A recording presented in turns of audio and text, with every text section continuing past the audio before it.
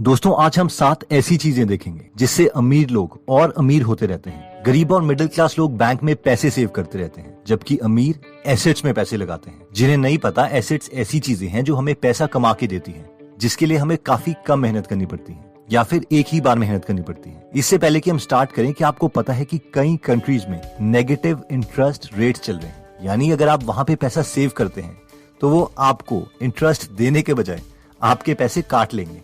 For example, Switzerland में -0.75% interest rate है, Denmark में 0.6%, जापान में -0.1% and so on.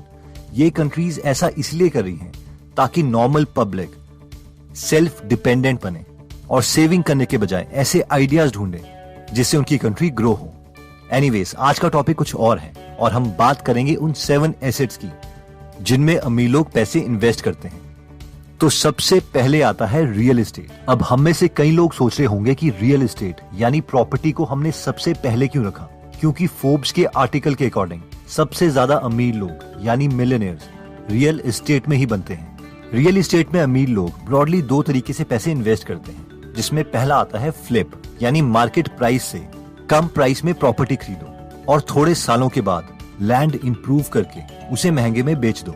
Indian context में अगर मैं आपको एग्जांपल दूं, तो किसी प्रॉपर्टी में अगर कूड़ा भरा हुआ है, सामने सीवरेज की पाइप है, जिसकी वजह से उस प्रॉपर्टी को कोई नहीं खरीद रहा, लेकिन उसके बाद एक इंटेलिजेंट प्रॉपर्टी डीलर आता है, वो बहुत सस्ते दाम में उस प्रॉपर्टी को खरीद लेता है। थोड़े और पैसे इन्वेस्ट करके वो कूड़ा हटवा देता है, लैंड में बाउंड्रीज बनवा देता है और सामने वाली सीवरेज पाइप को हटा देता है और कुछ सालों में उसी प्रॉपर्टी को 3 या 4 गुना प्राइस में बेच देता है।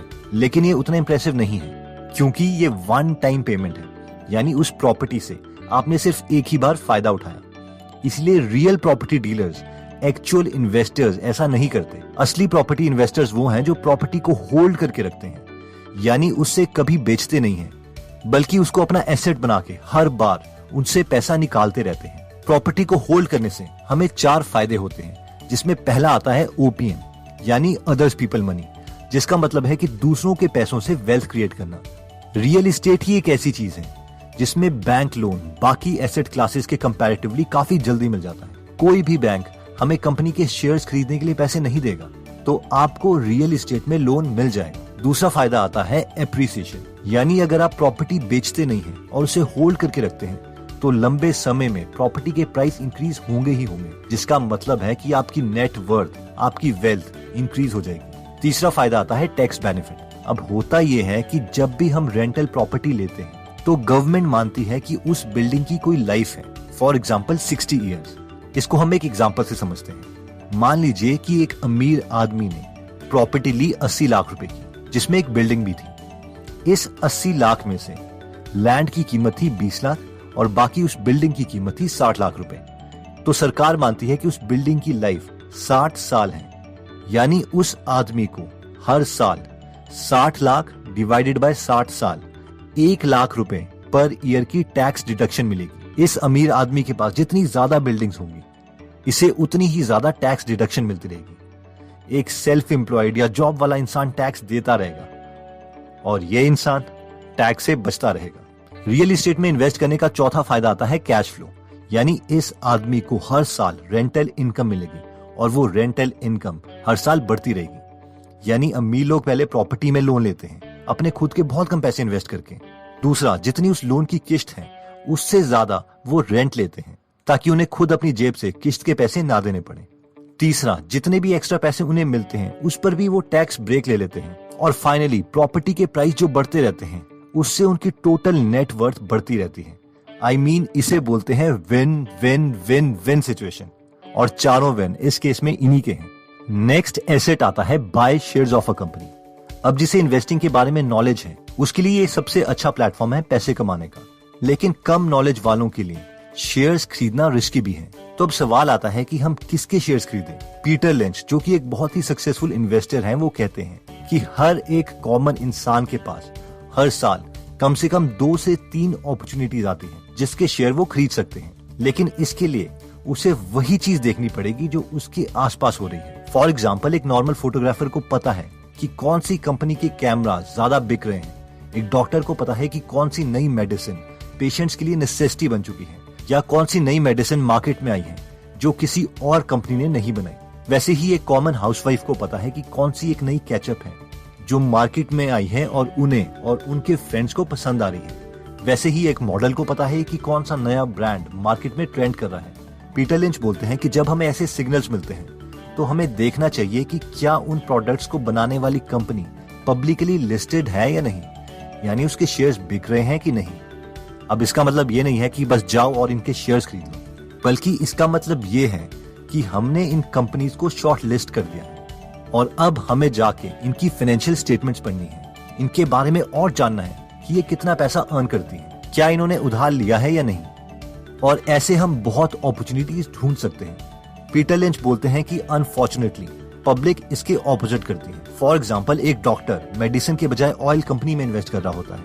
एक ऑयल कंपनी में काम कर रहा इंसान फार्मा में इन्वेस्ट कर रहा होता है। बस सबको लगता है कि मैजिक दूसरी तरफ हो रहा है और जिस इंडस्ट्री को हम समझ सकते हैं उसके बारे में हम ध्यान ही नहीं देते। तभी बोलते हैं कि स्टॉक मार्केट एक ऐसा टूल है जो इम्पेशेंट से पैसा लेके पेशेंस वाले इंसान को दे देता है। नेक्स्ट एसेट आता है लाइसेंसिंग।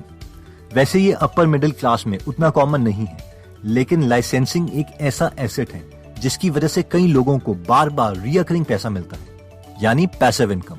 लाइसेंसिंग का एक एग्जांपल तो बिल गेट्स खुद हैं, जो अभी तक माइक्रोसॉफ्ट की हर एक कॉपी पर पैसे लेते हैं, यानी जिस भी कंप्यूटर में उनका सॉफ्टवेयर डलेगा तो उन्हें उस पर कमीशन मिलेगी। अगर हम थोड़े कॉमन लोगों की बात करें तो स्टीफन की एक ऐसे इंसान है जिन्होंने बहुत कॉमन आइडियाज बना के कंपनीज को बेचे और सालों तक कमीशन लेते रहे। फॉर एग्जाम्पल, उन्होंने एक सिंपल माइकल जॉर्डन का वॉल बॉल बनाया था। उसका डिजाइन एक कंपनी को बेचा और 10 साल तक उन्हें हर साल करीबन $1 लाख मिलते रहे, यानी 70 लाख रुपए। और इस डिजाइन पे उन्होंने सिर्फ $20 से $30 खर्च करे थे। Right here, there you see it. James, make sure you play the commercial here. Go ahead, play it. Go one-on-one with Michael Jordan right in your own room with Michael Jordan Wall Ball. Best looking backboard I ever seen. Michael Jordan Wall Ball from Ohio Art Sports.